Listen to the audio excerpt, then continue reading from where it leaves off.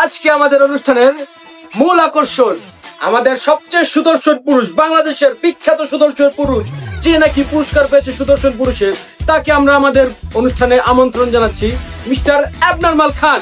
Please abnormal Khan, আপনি আমাদের প্রোগ্রামে চলে আসুন। Welcome to our show mister abnormal Khan. Thank you.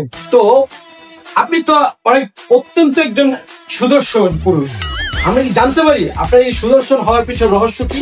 আমার সুদর্শন পুরুষ হয়ে ওঠার পিছনের গল্প শুনবেন? অবশ্যই। আমি প্রতিদিন 4টা করে কলা খাই।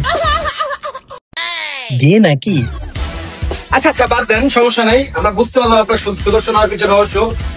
আপনার জন্য সুদর্শন হওয়ার কারণে রয়েছে আকর্ষণীয় পুরস্কার, এবং এই পুরস্কারের বিজেতা পুরো বাংলাদেশের মানচিত্রে আপনি প্রথম ব্যক্তি যে কিনা পুরুষ হয়ে এই প্রতিযোগিতায় অংশগ্রহণ করে জিতেছেন এবং পুরস্কার জিতেছেন।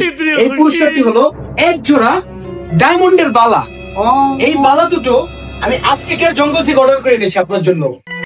নেন আপনার পুরস্কার। Thank you.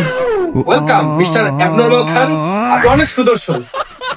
সুদর্শন তো না, যেন চ্যাটের বাল।